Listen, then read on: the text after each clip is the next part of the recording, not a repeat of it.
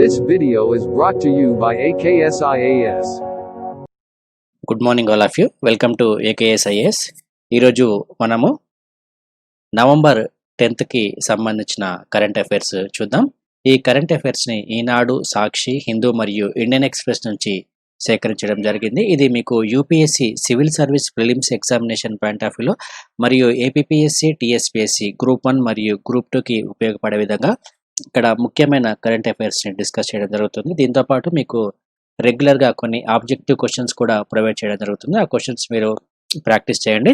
దాంతోపాటు ఇక్కడ civils Telugu medium అభ్యర్థులు ఎవరైతే ఉంటారో సో వారికి ఉపయోగపడే విధంగా ఇంగ్లీష్ న్యూస్ పేపర్స్ అయిన హిందూ మరియు ఇండియన్ ఎక్స్ప్రెస్ మరియు ఇతర న్యూస్ పేపర్స్ నుంచి కూడా సో కొన్ని ఇంపార్టెంట్ కరెంట్ అఫైర్స్ని తీసుకొని ఇక్కడ డిస్కస్ చేయడం అనేది తెలుగు మీడియం అభ్యర్థులకు ఎంతో ప్రయోజనకరంగా ఉంటుంది. కాబట్టి సో తెలుగులో ప్రిపేర్ అయ్యే అభ్యర్థులు సో ఈ కరెంట్ అఫైర్స్ని రెగ్యులర్గా ఫాలో అవ్వండి. ఇక ఈరోజు కరెంట్ అఫైర్స్ చూసే ముందు నిన్న ఇచ్చిన క్వశ్చన్స్ ఏవైతే ఉన్నాయో వాటికి నేను ఫస్ట్ ఆన్సర్స్ చెప్తాను. సో ఇక్కడ ఫస్ట్ క్వశ్చన్ ఒకసారి గమనిస్తే, consider the following statements with respect to the commission for air quality management in national capital region and the adjoining areas. So national capital region ఢిల్లీకి సంబంధించి సో వాతావరణ కాలుష్యంలో భాగంగా so వాతావరణ కాలుష్యాన్ని తగ్గించడానికి ఒక కమిషన్ ఏర్పాటు చేయడం అనేది జరిగింది. సో దానిని మనము commission for air quality management అని అంటాము. సో దీనికి సంబంధించి సో ఇక్కడ మనకు 3 స్టేట్మెంట్స్ ఇవ్వడం జరిగింది. ఇందులో కరెక్ట్ సమాధానం గుర్తించాలి. సో మొదటి స్టేట్మెంట్ కనుక ఒకసారి మనం ఇక్కడ గమనిస్తే, it is a statutory authority అని మొదటి స్టేట్మెంట్ ఇక్కడ ఇవ్వడం జరిగింది. So the commission for the air quality management in national capital region and adjoining areas is a statutory authority. ఇది కరెక్ట్ స్టేట్మెంట్. ఇది అంటే ఇది ఒక చట్టబద్ధమైన సంస్థగా పరిగణించవచ్చును. ఇక సెకండ్ స్టేట్మెంట్ ఏమిటంటే, the commission will supersede bodies such as the central and the state pollution control boards of Delhi, Punjab, Haryana, UP and Rajasthan అని మనకు ఇక్కడ సెకండ్ స్టేట్మెంట్ ఇవ్వడం జరిగింది. సో ఈ సెకండ్ స్టేట్మెంట్ కూడా మనకు ఇక్కడ కరెక్ట్ సమాధానమే. So the commission will supersede bodies such as the central and state pollution control boards. So కేంద్ర మరియు రాష్ట్ర ప్రభుత్వ బోర్డ్స్ ఏవైతే ఉన్నాయో సో వాటిని పర్యవేక్షిస్తుంది. సో అందులో ముఖ్యంగా ఢిల్లీ, పంజాబ్, హర్యానా మరియు యూపీ, రాజస్థాన్ రాష్ట్రాలకు చెందిన స్టేట్ పొల్యూషన్ కంట్రోల్ బోర్డ్స్ని ఇది చూస్తుంది అనమాట. ఇక మూడవ స్టేట్మెంట్ ఒకటి వచ్చేసి, the commission does not have any penal powers అని ఇక్కడ మనకు మూడవ స్టేట్మెంట్ ఇవ్వడం జరిగింది. అయితే దీనికి పెనాల్టీ పవర్స్ అనేవి ఉంటాయి ఈ కమిషన్కి వచ్చేసి. So commission will have the power to impose the fine up to ₹1 crore and imprisonment up to 5 years. So వాతావరణ కాలుష్యానికి ఎవరైతే ఈ చట్టాలను ఉల్లంఘిస్తారో సో దానికి సంబంధించి పెనాల్టీని వేసే అధికారం అనేది ఈ కమిషన్కు ఉంటుంది. సో దాదాపుగా 1 కోటి వరకు ఫైన్ వేసే అవకాశము మరియు 5 సంవత్సరాల వరకు జైలు శిక్షను విధించే అధికారం కూడా ఈ కమిషన్కి ఇవ్వడం అనేది జరిగింది. సో రీసెంట్గా మనకు వచ్చిన కరెంట్ అఫైర్స్లో సో దీపావళి సందర్భంగా ఇక్కడ నేషనల్ క్యాపిటల్ రీజియన్లో ఈ బాణసంచా ఏదైతే ఉందో ఆ బాణసంచాను కూడా నిషేధించడం అనేది జరిగింది. దానికి సంబంధించి కూడా సో బాణసంచాన్ని ఎవరైనా నిబంధనలను అతిక్రమించి కాల్చినా కానీ సో 6 నెలల పాటు జైలు శిక్ష లేకపోతే ₹1,00,000 వరకు ఫైన్ విధించడం అని రీసెంట్గా ఉత్తర్వులు ఇవ్వడం అనేది కూడా జరిగింది. కాబట్టి సో ఇక్కడ ఇది కూడా మనకు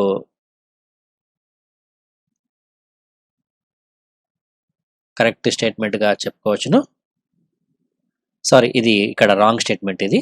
సో డస్ నాట్ హ్యావ్ అని ఇచ్చాడు కాబట్టి సో ఇది ఇక్కడ రాంగ్ స్టేట్మెంట్. కాబట్టి సో మనకు ఇక్కడ which of the given statements are incorrect అని ఇచ్చాడు. సో మనకి ఇక్కడ కరెక్ట్ ఆప్షన్ వచ్చేసి 3 ఇక్కడ కరెక్ట్ సమాధానం. ఇక సెకండ్ క్వశ్చన్ ఒకసారి చూద్దాం. Pakke tiger reserve is located in. So ఇది ఫ్యాక్చువల్ ఇన్ఫర్మేషన్లో భాగంగా ఈ క్వశ్చన్ అడగడం జరిగింది. సో ఇది మనకు ఈస్టర్న్ హిమాలయాస్లో భాగమైన అరుణాచల్ ప్రదేశ్లో ఈ పక్కే టైగర్ రిజర్వ్ అనేది ఉంటుంది. కాబట్టి మనకి ఇక్కడ సమాధానం వచ్చేసి సి కరెక్ట్ సమాధానం. ఇక మూడో క్వశ్చన్ ఒకసారి చూద్దాం. Consider the following statements with respect to the Kalapani. కాలాపానికి సంబంధించి ఈ క్రింది వాటిని పరిశీలించండి అని మనకి ఇక్కడ 2 స్టేట్మెంట్స్ ఇవ్వడం జరిగింది. So it borders Himachal Pradesh in India and Nepal. Second statement, it is controlled by the India's Indo Tibetan border police. So which of the given statements are correct అని మనకి ఇక్కడ ఇవ్వడం జరిగింది. సో ఒకసారి దీన్ని గనక మనం గమనిస్తే కాలాపాని అనేది మనకు ఇటీవల రెగ్యులర్గా వార్తల్లో రావడం అనేది జరిగింది. సో కాలాపాని అనేది మనకి ఇక్కడ హిమాచల్ ప్రదేశ్లో ఉండదు, ఇది ఉత్తరాఖండ్ సరిహద్దులో ఉంటుంది కాబట్టి ఇది రాంగ్ స్టేట్మెంట్ ఇది మనకు. So it is control by the India's Indo Tibetan border police. So ఇది మనకు కరెక్ట్ స్టేట్మెంట్, ఇది సెకండ్ది మనకు కరెక్ట్ స్టేట్మెంట్. కాబట్టి మనకు ఇక్కడ సమాధానం వచ్చేసి 2 ఓన్లీ కరెక్ట్ సమాధానం. ఇంకా ఫోర్త్ క్వశ్చన్ ఒకసారి చూద్దాం. Which of the following vitamins are added in fortified rice. So fortified రైస్కి సంబంధించి ఈ క్రింది వాటిలో ఏ విటమిన్స్ ఉంటాయి. So vitamin B12, vitamin B1, vitamin A and vitamin D. So ఇటీవల కేంద్ర ప్రభుత్వం కూడా ఈ ఫోర్టిఫైడ్ రైస్కి సంబంధించి ఒక కీలకమైన నిర్ణయం తీసుకోవడం అనేది జరిగింది. సో దేశవ్యాప్తంగా ఉన్న వివిధ రాష్ట్రాలలో అంగన్వాడీ స్కూల్స్ మరియు ఈ ప్రైమరీ ఎడ్యుకేషన్ స్కూల్స్ ఏవైతే ఉన్నాయో సో వాటి ద్వారా ఈ ఫోర్టిఫైడ్ రైస్ ఏదైతే ఉందో ఈ ఫోర్టిఫైడ్ రైస్ని మిడ్ డే మీల్స్లో భాగంగా ఇవ్వనున్నారు. సో దానికి సంబంధించి ఇటీవల కేంద్ర ప్రభుత్వం నిర్ణయం తీసుకోవడం జరిగింది. అయితే సో ఈ ఫోర్టిఫైడ్ రైస్లో ఉండే విటమిన్స్కి సంబంధించి ఇక్కడ క్వశ్చన్ ఇవ్వడం జరిగింది. సో ఇక్కడ విటమిన్ B12, విటమిన్ B1 మరియు విటమిన్ ఏ ఏవైతే ఉన్నాయో సో ఇవన్నీ ఇక్కడ ఈ ఫోర్టిఫైడ్ రైస్లో ఉంటాయి.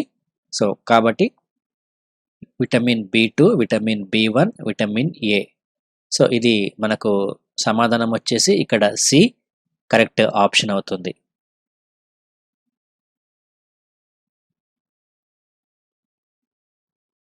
సో ఇందులో vitamin A, vitamin B1, vitamin B12 దీంతో పాటు ఫోలిక్ యాసిడ్, ఐరన్ మరియు జింక్ కూడా ఈ ఫోర్టిఫైడ్ రైస్లో ఉంటాయి.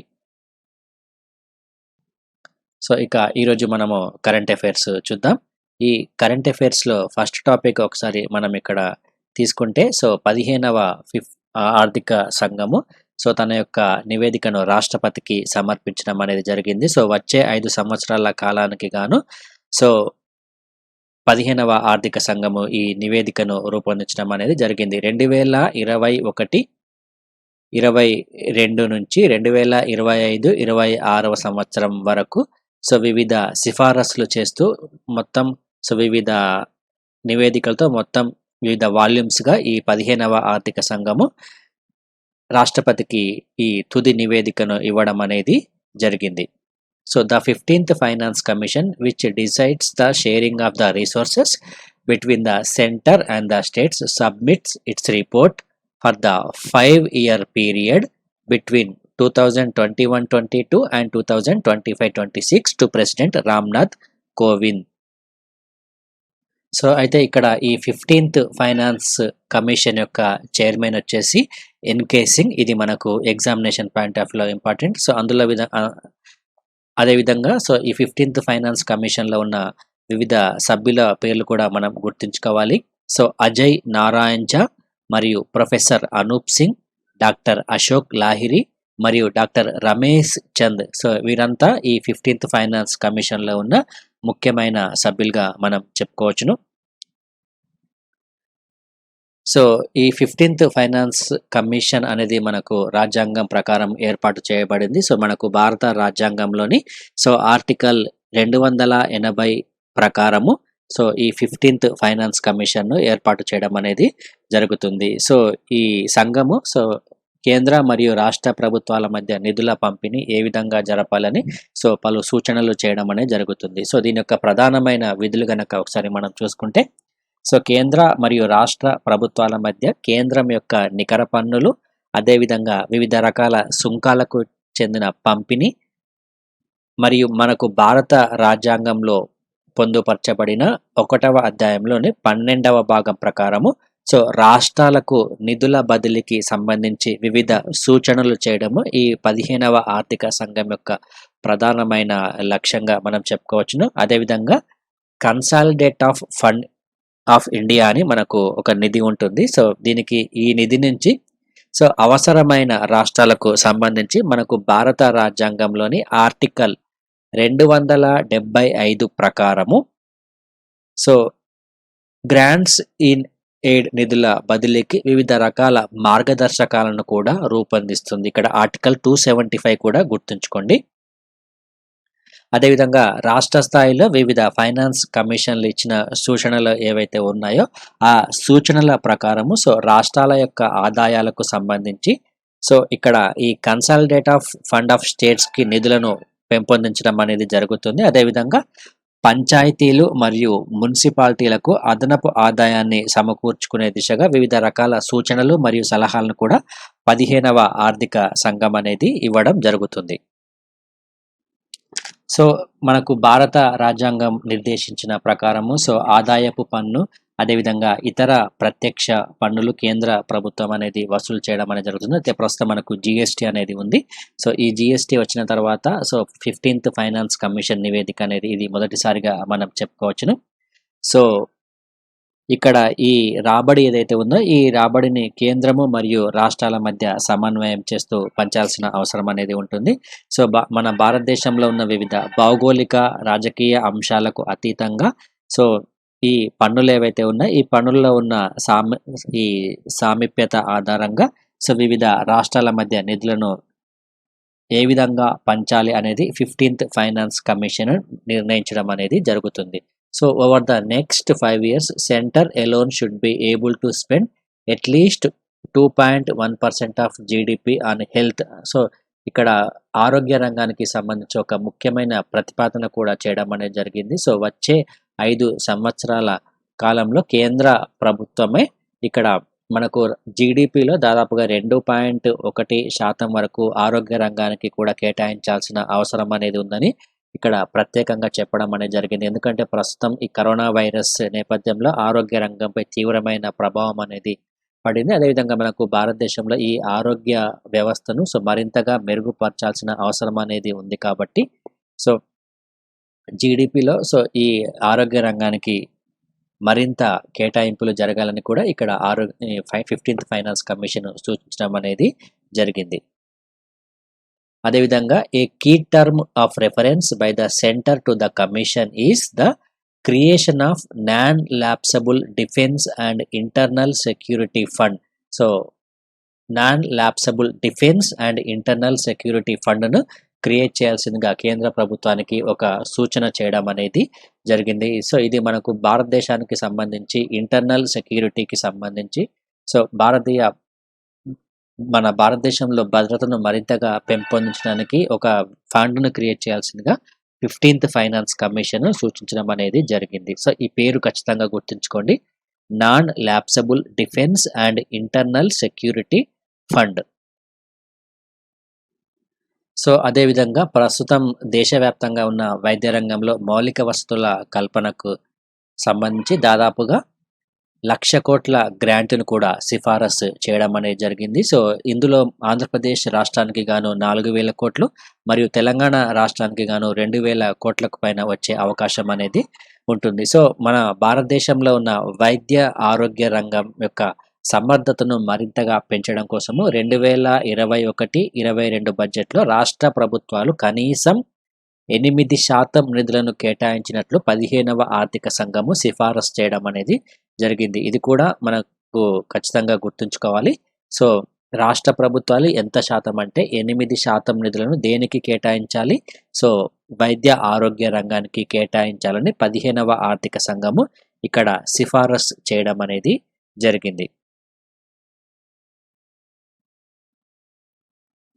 సో ఇవన్నీ 15వ ఆర్థిక సంఘము చేసిన వివిధ రకాల సిఫారసుగా మనము చెప్పుకోవచ్చును. అదేవిధంగా ప్రస్తుతం కరోనా వైరస్ ఉన్న నేపథ్యంలో ఇక్కడ ఈ ఫైనాన్స్ కమిషన్ ఇచ్చిన నివేదిక ఏదైతే ఉందో ఈ నివేదికకు ఒక ప్రధాన శీర్షికను పెట్టడం అనేది జరిగింది. సో కోవిడ్ కాలంలో ఫైనాన్స్ కమిషన్ అన్న ఒక ప్రధానమైన శీర్షికతో రాష్ట్రాలు మరియు కేంద్రం మధ్య ఒక సమతుల్యతను సూచించే విధంగా ఈ 15th ఫైనాన్స్ కమిషన్ యొక్క నివేదిక ఉందని ఇక్కడ ప్రత్యేకంగా చెప్పుకోవడం అనేది జరిగింది. అదేవిధంగా అన్ని రాష్ట్రాల యొక్క ఆర్థిక రంగం యొక్క పరిస్థితులు మరియు రాష్ట్రాల యొక్క పనితీరు మరియు వివిధ రకాల ప్రోత్సాహకాలను పరిశీలించి అనేక రకమైన సిఫారసులను కూడా 15th ఫైనాన్స్ కమిషన్ ఇక్కడ చేయడం అనేది జరిగింది. ఇది మనకు 15th ఫైనాన్స్ కమిషన్‌కి సంబంధించి కొన్ని ముఖ్యమైన అంశాలు. ఒకసారి ఈ నివేదిక మనకు బయటికి కంప్లీట్‌గా రిలీజ్ అయిన తర్వాత అందులో ముఖ్యమైన అంశాలు ఏమేమి ఉన్నాయనేది మనకు అప్పుడు క్షుణ్ణంగా తెలుసుకోవచ్చును. మనకు ఇప్పుడిచ్చిన సమాచారం ప్రకారము ఈ అంశాలు ఒకసారి మీరు చూసుకోండి. ఇక నెక్స్ట్ టాపిక్ ఒకసారి చూసుకుందాం.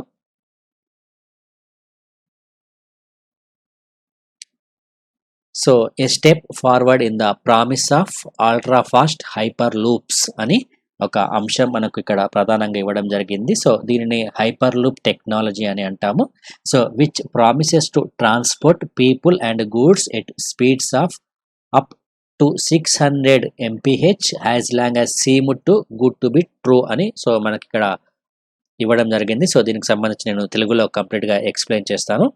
ఇది మనకు రవాణా రంగానికి సంబంధించి ప్రస్తుతం మనకు వాణిజ్యపరంగా వాణిజ్య విమానాల స్థాయి వేగాన్ని అందుకునే విధంగా ఒక హైపర్ లూప్ రవాణా వ్యవస్థను ఏర్పాటు చేయడం అనేది జరిగింది. ఇందులో మొట్టమొదటిసారిగా మనుషులను కూర్చోబెట్టి తొలిసారిగా ఒక ప్రయోగాన్ని కూడా ఇక్కడ చేయడం అనేది జరిగింది. దీనిని అమెరికాలో ఉన్న లాస్ వెగాస్‌లో ఉన్న డెవల్ లూప్ ప్రయోగ కేంద్రంలో ఇక్కడ ఒక పరీక్షను విజయవంతంగా చేయడం అనేది జరిగింది. ఈ హైపర్ లూప్ అనేది ఏమిటంటే ఇది ఒక నూతన రవాణా వ్యవస్థగా మనం చెప్పుకోవచ్చును. దీని ద్వారా గంటకు 1000 కిలోమీటర్ల వేగంతో ప్రయాణించే అవకాశం అనేది ఉంటుంది. ఇందులో దీని యొక్క నిర్మాణం ఏ విధంగా ఉంటుందంటే ఇది మెట్రో రైల్ ఏదైతే ఉందో ఆ మెట్రో రైల్ బోగీలు ఏ విధంగా ఉంటాయో ఆ బోగీల నిర్మాణం మాదిరిగానే ఈ హైపర్ లూప్ రవాణా వ్యవస్థ అనేది ఉంటుంది. ఈ హైపర్ లూప్ వ్యవస్థను స్తంభాలపై కానీ అంటే పిల్లర్స్ పై కానీ లేకపోతే భూగర్భంలో కానీ ఏర్పాటు చేసే అవకాశం అనేది ఉంటుంది. వర్జిన్ హైపర్ లూప్ అనే సంస్థ ఇక్కడ ఈ ప్రయోగాన్ని చేయడం అనేది జరిగింది. దాదాపుగా 15 సెకన్లలో 500 మీటర్లు ఈ వాహనం అనేది ప్రయాణించడం జరిగింది. ఇక్కడ ప్రయోగాత్మకంగా జరిపిన దానిలో దాదాపుగా ఎంత అంటే 15 సెకన్లలో దాదాపుగా 500 మీటర్లు ఇది ప్రయాణించడం అనేది జరిగింది. దీనిని బట్టి గంటకు 172 కిలోమీటర్ల గరిష్ట వేగాన్ని అందుకునే సామర్థ్యం అనేది ఈ హైపర్ లూప్ రవాణా వ్యవస్థకు ఉంటుంది. ఇందులో ముఖ్యంగా ప్రయాణికులకు సౌకర్యవంతంగా ఉంటుంది. అదేవిధంగా ప్రయాణికులకు ఎటువంటి ప్రమాదం జరగకుండా దాన్ని కూడా దృష్టిలో పెట్టుకొని దీన్ని ప్రత్యేకంగా రూపొందించడం అనేది జరిగింది. అయితే ప్రస్తుతం ఈ హైపర్ లూప్ వ్యవస్థను మన భారతదేశంలోనే మొట్టమొదటిసారిగా ప్రయోగించున్నారు. ఇక్కడ మనకు పూణేను ముంబైతో అనుసంధానం చేయడం ద్వారా ప్రస్తుతం ఉన్న ఎక్స్‌ప్రెస్ హైవే పక్కనే ఈ హైపర్ లూప్ మార్గాన్ని కూడా ఏర్పాటు చేసే అవకాశం అనేది ఉంటుంది. ఇది రవాణా వ్యవస్థలో ఒక కొత్త ఒరవడి అని మనం చెప్పుకోవచ్చును. ఇక నెక్స్ట్ టాపిక్ గనక ఒకసారి మనం తీసుకుంటే ఇది ఇంటర్నల్ సెక్యూరిటీలో భాగంగా మనం చెప్పుకుంటాము. సరిహద్దుకి సంబంధించి చైనా ఒక కొత్త ఎత్తుగడ అని మనకి ఇక్కడ ఇవ్వడం జరిగింది. గతంలో మనకు గత 2-3 ఇయర్స్ నుంచి చైనాతో ఈ సరిహద్దు వివాదం అనేది కంటిన్యూగా కొనసాగుతుంది. అయితే ప్రస్తుతం ఈ డోక్లాం సరిహద్దు ప్రాంతం ఏదైతే ఉందో ఈ డోక్లాం సరిహద్దు ప్రాంతంలో ఒక రహదారి మార్గాన్ని చైనా నిర్మిస్తున్నట్లు ఇక్కడ మనకు ఉపగ్రహ ఛాయాచిత్రాల ద్వారా మనకు ఇక్కడ తెలియజేయడం జరుగుతుంది. ఇక్కడ మనకు ఈ మ్యాప్ కూడా ఇవ్వడం జరిగింది. ఆగస్టు 2019 ప్రస్తుతం అక్టోబర్ 2020లో ఈ మ్యాప్ ఏ విధంగా ఉంది అనేది ఇక్కడ మీరు గమనిస్తే ఇక్కడ ఒక ఉపరితల సొరంగ మార్గాన్ని చైనా నిర్మిస్తుంది. ఇక్కడ ఈ మెరుంగ్లా అనే ప్రాంతం అదేవిధంగా ఇక్కడ చైనా అనేది ఉంటుంది. ఇక్కడ టన్నెల్ యొక్క ఓవర్ రోడ్ ఇది. లాస్ట్ ఇయర్‌తో కంపారిజన్ చేసుకుంటే ఈ రహదారి ఏదైతే ఉందో ఈ రహదారి యొక్క నిర్మాణం అనేది చాలా వరకు విస్తరించినట్లు ఇక్కడ మనం గమనించవచ్చును. అయితే మనకి ఇక్కడ ఎగ్జామినేషన్ పాయింట్ ఆఫ్ వ్యూలో వచ్చేసి ఈ మెరుంగ్లా అనేది చాలా ఇంపార్టెంట్. అదేవిధంగా ఈ సరిహద్దు ప్రాంతం అనేది ఏదైతే ఉందో సరిహద్దు ప్రాంతం కూడా మనకు చాలా చాలా ఇంపార్టెంట్. సో ఇక్కడ ఈ మెరుగ్లా అనే ప్రాంతము ఇక్కడ మనకు డోక్లాం పీఠభూమికి దగ్గరగా ఈ ప్రాంతం అనేది ఉంటుంది. సో ఈ డోక్లాం పీఠభూమి నుంచి సో భారత్లోకి అక్రమంగా చేరడానికి సో ఈ సొరంగ మార్గాన్ని చైనా అనేది నిర్మించడం అనేది జరుగుతుంది. ఇంకా నెక్స్ట్ టాపిక్ ఒకసారి చూసుకుందాం.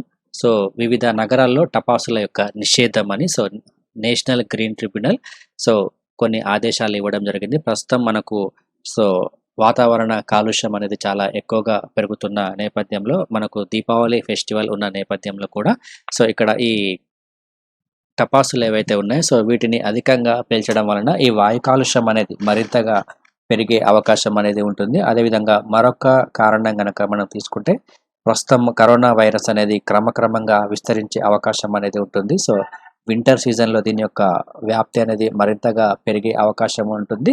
దాంతోపాటు ఈ వాయు కాలుష్యం కూడా ఎక్కువగా ఏర్పడితే సో ఈ వైరస్ ఎక్కువగా విజృంభించే అవకాశం ఉందని ఐసీఎంఆర్ హెచ్చరించిన నేపథ్యంలో నేషనల్ గ్రీన్ ట్రిబ్యునల్ కొన్ని కీలకమైన ఆదేశాలను ఇక్కడ జారీ చేయడం జరిగింది. సో ఈ నేషనల్ గ్రీన్ ట్రిబ్యునల్ సో భారతదేశం యొక్క రాజధానితో సహా వివిధ ప్రాంతాలలో ఈ దీపావళికి సంబంధించి క్రాకర్స్ ఏవైతే ఉన్నాయో సో వాటిని కాల్చకూడదని ఒక నిషేధాన్ని విధించడం అనేది జరిగింది. సో తెలంగాణలో గాలి నాణ్యత తక్కువగా ఉన్న నగరాల్లో ముఖ్యంగా హైదరాబాద్, నల్గొండ, పటాన్ చెరువు, సంగారెడ్డి నగరాల్లో ఈ నిషేధం అనేది కొనసాగుతుంది.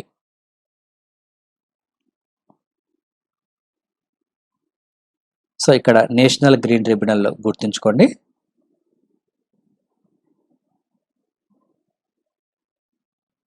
సో ఇక నెక్స్ట్ టాపిక్ ఒకసారి చూసుకుంటే ట్రంప్ ససేమిరా అని ఇక్కడ మనకు ఒక అంశం ఇక్కడ ఇవ్వడం జరిగింది. సో ఇందులో మనకు ఎగ్జామినేషన్ పాయింట్ ఆఫ్ లో ముఖ్యమైన అంశం వచ్చేసి ప్రస్తుతం అమెరికా అధ్యక్ష ఎన్నికల కౌంటింగ్ అనేది జరిగింది. సో ఆ కౌంటింగ్ సందర్భంగా సో చాలా ఎక్కువ సీట్లు అనేవి బైడెన్ కైవసం చేసుకోవడం జరిగింది. సో అయితే ట్రంప్ అధికారికంగా సో నేను ఓడిపోయినట్లు ఒప్పుకోలేదు. అదేవిధంగా సో జో బైడెన్ని విజేతగా అంగీకరించే అంశంపై ఇక్కడ రిపబ్లికన్ పార్టీలో భిన్నాభిప్రాయాలు వ్యక్తమైన సందర్భంలో ఇక్కడ మనకు ముఖ్యంగా ఎగ్జామినేషన్ పాయింట్ ఆఫ్ వ్యూలో గుర్తుంచుకోవాల్సింది ఇక్కడ మనకు అమెరికన్ ఎన్నికల్లో కనుక ఒకసారి మనం గమనిస్తే సో ఇక్కడ ఎన్నికల్లో విజయం సాధించిన అభ్యర్థి ఎవరైతే ఉంటారో ఆ అభ్యర్థిని సో కాబోయే అమెరికా అధ్యక్షుడిగా జనరల్ సర్వీసెస్ అడ్మినిస్ట్రేషన్ అనే విభాగం గుర్తిస్తుంది. ఇది మనకు చాలా చాలా important. So general services administration విభాగం అనేది గుర్తిస్తుంది. సో ఇది గుర్తించిన తర్వాతనే ఇక్కడ అధికార మార్పిడి ప్రక్రియ అనేది ప్రారంభమవుతుంది. సో అంతవరకు ఎటువంటి అధికార మార్పిడి ప్రక్రియ అనేది స్టార్ట్ అవ్వదని మనం చెప్పుకోవచ్చును. అయితే ట్రంప్ ఇప్పటి వరకు తన ఓటమిని అంగీకరించలేదు. సో దీంతో జో బైడెన్ ఎవరైతే ఉన్నారో సో జో బైడెన్ విజేతగా ఈ జనరల్ సర్వీసెస్ అడ్మినిస్ట్రేషన్ ఇంకా గుర్తించలేదు. సో దీనికి సంబంధించి ఇక్కడ ఈ అధికార మార్పిడికి సంబంధించిన లెటర్ పై కూడా సో ఇక్కడ జనరల్ సర్వీసెస్ అడ్మినిస్ట్రేషన్ ఎటువంటి సంతకం చేయడానికి కూడా నిరాకరించడం అనేది జరిగింది. సో కాబట్టి సో మనకు రిజల్ట్ పరంగా చూసుకుంటే జో బైడెన్ ఆధిక్యంలో ఉన్నప్పటికీ ట్రంప్ ఇప్పటి వరకు సో ఎటువంటి ప్రకటన అనేది చేయలేదు.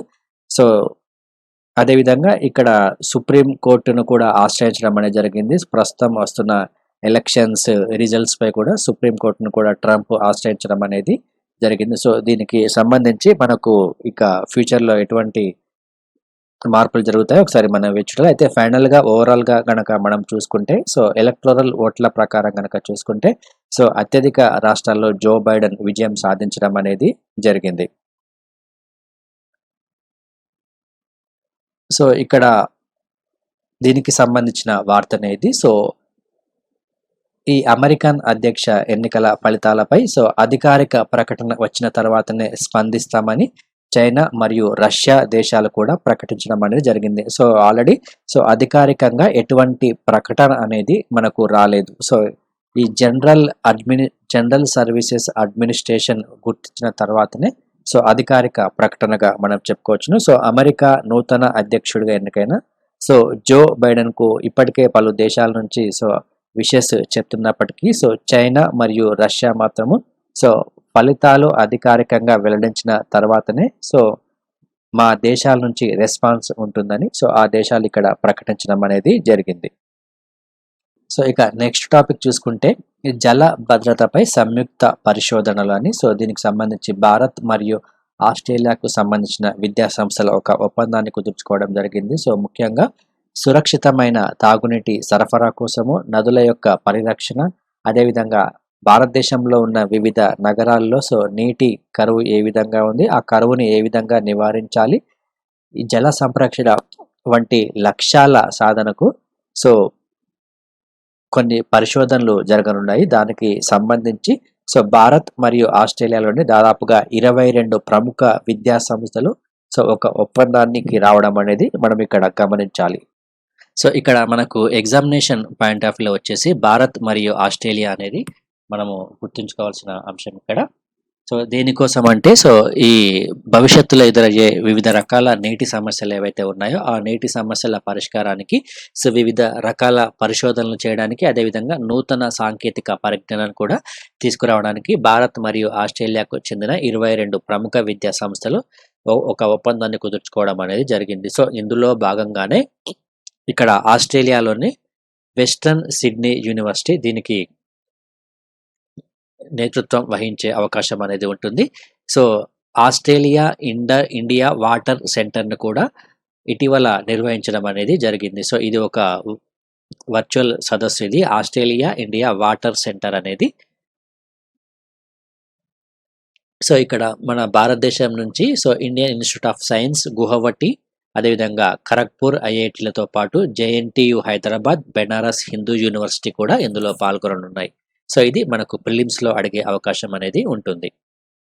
ఇక నెక్స్ట్ టాపిక్ మాల్దీవులకు సంబంధించి 740 కోట్ల గ్రాంట్ను భారతదేశం ప్రకటించడం అనేది జరిగింది. సో మనకు భారతదేశము మరియు మాల్దీవులకి సంబంధించి సో ద్వైపాక్షిక సంబంధాల పరంగా చూసుకుంటే అక్కడ మౌలిక వసతుల సదుపాయానికి భారతదేశము సో గతంలో కూడా అనేక రకమైన గ్రాంట్స్ని ఇవ్వడం అనేది జరిగింది. అక్కడ ప్రస్తుతము సో మాల్దీవులకి సంబంధించి అక్కడ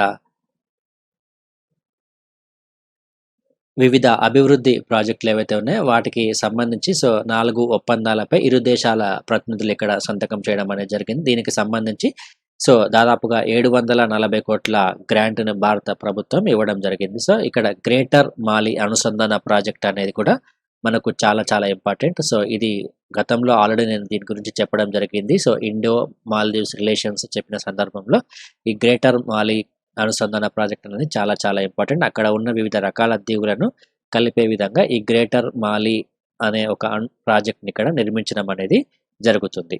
సో ఇక నెక్స్ట్ టాపిక్ ఒకసారి చూసుకుంటే చిన్న పరిశ్రమలకు కొత్త తరం సాంకేతిక పరిజ్ఞానం అని ఒక అంశం ఇక్కడ ఇవ్వడం జరిగింది. సో తెలంగాణ రాష్ట్రంలో ఉన్న సూక్ష్మ, చిన్న, మధ్యతరహా పరిశ్రమలకు సంబంధించి సో వీటిని డిజిటలైజేషన్ చేయాలి అనే విధంగా సో ఒక క్లౌడ్ ఆధారిత ఆటోమేషన్ అకౌంటింగ్ సాఫ్ట్వేర్ని అందించాలని కూడా రాష్ట్ర ప్రభుత్వం నిర్ణయం తీసుకోవడం అనేది జరిగింది. సో దీనిని ఈ పరిశ్రమలకు ఉచితంగా అందుబాటులోకి తీసుకువచ్చే అవకాశం అనేది ఉంటుంది. సో దీనికి సంబంధించి సాఫియో అనలిటిక్స్ అనే సంస్థతో తెలంగాణ రాష్ట్ర ప్రభుత్వం ఒక అవగాహన ఒప్పందాన్ని కుదుర్చుకుంది. ఇక్కడ ఈ పేరు గుర్తుంచుకోండి, మనకు ప్రిలిమ్స్లో అడిగే అవకాశం ఉంటుంది. సాఫియో అనలిటిక్స్ అనే సంస్థతో ఒక ఒప్పందాన్ని కుదుర్చుకోవడం అనేది జరిగింది. రాష్ట్రంలో ఉన్న సూక్ష్మ, చిన్న, మధ్యతరహా పరిశ్రమలు ఏవైతే ఉన్నాయో ఆ పరిశ్రమలు తమ యొక్క ఉత్పత్తుల యొక్క అమ్మకాలను, కొనుగోలు మరియు జాబితాల నిర్వహణ, ఇతర కార్యక్రమాల కోసము ఈ సాఫ్ట్వేర్ను వినియోగించుకునే అవకాశం అనేది ఉంటుంది. దీనికి సంబంధించి ప్రభుత్వం కూడా ఒక 20,000కు పైగా సూక్ష్మ, చిన్న, మధ్యతరహా పరిశ్రమలకు లైసెన్సులను కూడా జారీ చేయడం అనేది ఇక్కడ మనం గమనించాలి. ఇక నెక్స్ట్ టాపిక్ చూసుకుంటే ఇది ఆంధ్రప్రదేశ్ రాష్ట్రానికి సంబంధించి సో వైద్య సేవ రంగంలో ఆంధ్రప్రదేశ్ రాష్ట్ర ప్రభుత్వం తీసుకుంటున్న వివిధ నిర్ణయాలను ఒక అడ్వర్టైజ్మెంట్ రూపంలో ఇక్కడ ఇవ్వడం జరిగింది. సో ఇక్కడ ముఖ్యంగా వైఎస్ఆర్ ఆరోగ్యశ్రీ పథకం అనేది మనకు చాలా చాలా ఇంపార్టెంట్. ఇందులో దాదాపుగా క్యాన్సర్తో సహా 2,434 వైద్య ప్రక్రియలకు సో ఉచితంగా చికిత్సలు ఈ డాక్టర్ వైఎస్ఆర్ ఆరోగ్యశ్రీ అనే పథకం ద్వారా అందించనుంది. సో ఇక్కడ ఈ నెంబర్ అనేది మనకు ఎగ్జామినేషన్ పాయింట్ ఆఫ్ వ్యూలో ఇంపార్టెంట్. సో వైద్యం ఖర్చు అనేది ₹1000 గనక దాటినట్లయితే దాదాపుగా అన్ని చికిత్సలకు ఈ పథకం అనేది అమలవుతుంది. సో డాక్టర్ వైఎస్ ఆరోగ్యశ్రీ పరిధిలోకి రావడం అనేది జరుగుతుంది. అదేవిధంగా ప్రస్తుతం నేటి నుండి సో 7 జిల్లాల్లో ఇప్పటికే ఉన్న 2200 చికిత్సలకు అదనంగా మరొక 234 వైద్య చికిత్సలు మరియు మిగిలిన 6 జిల్లాల్లో ప్రస్తుతం ఉన్న 1313 చికిత్సలకు తోడు మరొక 1121 చికిత్సలను ఆరోగ్యశ్రీ పరిధిలోకి తీసుకురానున్నారు. ఇది గుర్తుంచుకోండి, ఇది చాలా ఇంపార్టెంట్ ఇది. అదేవిధంగా ఇక్కడ మనకు ఒక టేబుల్ ఇవ్వడం జరిగింది. ఈ టేబుల్లో కూడా కొన్ని ఇంపార్టెంట్ టాపిక్స్ ఉన్నాయి. సో ఇంపార్టెంట్ పాయింట్స్ ఉన్నాయి. అవన్నీ కూడా ఒకసారి మీరు నోట్ డౌన్ చేసుకొని పెట్టుకోండి. ఇది చాలా ఇంపార్టెంట్ ఇది.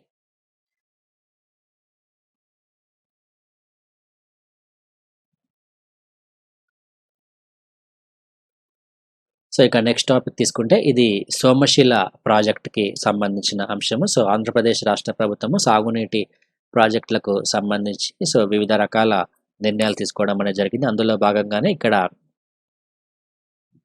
ఈ సోమశిల ప్రాజెక్ట్ అనేది మనకు ఎగ్జామినేషన్ పాయింట్ ఆఫ్ లో ఇంపార్టెంట్. సో ఈ రిజర్వాయర్ ఏదైతే ఉందో ఈ రిజర్వాయర్ని వైఎస్ జగన్మోహన్ రెడ్డి ప్రారంభించినారు. సో ఇక్కడ ఈ సోమశిల రిజర్వాయర్ ద్వారా సో నెల్లూరు జిల్లాలో ఉన్న వివిధ ప్రాంతాలకు ఈ సోమశిల రిజర్వాయర్ ద్వారా నీటిని అందించే అవకాశం అనేది ఉంటుంది. ఇక్కడ నెల్లూరు జిల్లాను గుర్తుంచుకోండి, ఇది చాలా important. So Somasila high level lift canal 2వ దశ పనులకు సో వైఎస్ జగన్మోహన్ రెడ్డి శంకుస్థాపన చేయనున్నారు. సో కాబట్టి ఈ ప్రాజెక్టు గురించి మనకు ఎగ్జామ్లో అడిగే అవకాశం అనేది ఉంటుంది. సో నెల్లూరు జిల్లాలో ఉన్న మనకు ఈ ఆత్మకూరు నియోజకవర్గంలో దాదాపుగా 10,000 ఎకరాలకు, ఉదయగిరి నియోజకవర్గంలో 36,000 ఎకరాలకు నీటి సదుపాయాన్ని కల్పించే అవకాశం అనేది ఉంటుంది. సో ఇది ఏ నది మీద ఉంటుందంటే పెన్నా నది మీద ఈ సోమశిల ప్రాజెక్ట్ అనేది ఉంటుంది. ఇది ఎగ్జామినేషన్ పాయింట్ ఆఫ్ లో గుర్తుంచుకోండి. నది పేరు కూడా మనకు చాలా ఇంపార్టెంట్ ఇది. సో ఇక నెక్స్ట్ కరెంట్ అఫైర్స్ అయిపోయిన తర్వాత మనకు ఈరోజు క్వశ్చన్స్ ఒకసారి చూద్దాం. Consider the following statements with respect to the తీస్తా రివర్. తీస్తా రివర్కి సంబంధించి ఈ క్రింది వాటిని పరిశీలించండి అని మనకి ఇక్కడ 3 స్టేట్మెంట్స్ ఇవ్వడం జరిగింది. ఇందులో కరెక్ట్ సమాధానాన్ని గుర్తించండి. ఇక second question, consider the following statements with respect to the International Solar Alliance. So International Solar అలయన్స్కి సంబంధించి ఇక్కడ మనకు 3 స్టేట్మెంట్స్ ఇవ్వడం జరిగింది. ఇందులో సరైన వాటిని గుర్తించండి. ఇక మూడవది, కన్సిడర్ ద ఫాలోయింగ్ స్టేట్మెంట్స్. ఇది డిఎన్ఏ మరియు ఆర్ఎన్ఏకి సంబంధించిన క్వశ్చన్ ఇది. ఇక fourth question, Rekhapidha, Pidhadeul, Khakhara are the features of which of the following temple architecture. So ఇది కూడా హిస్టరీకి సంబంధించిన క్వశ్చన్ ఇది. సో దీనికి కరెక్ట్ సమాధానం గుర్తించండి. సో ఇది మనకి ఈరోజు ముఖ్యంగా ఉన్న కరెంట్ అఫైర్స్ మరియు objective questions. So AKS, IAS, UPSC civil service examinations కోసము జనరల్ స్టడీస్ ప్రిలిమ్స్ మరియు మెయిన్స్ ఇంటిగ్రేటెడ్ కోచింగ్ని ప్రొవైడ్ చేయడం జరుగుతుంది.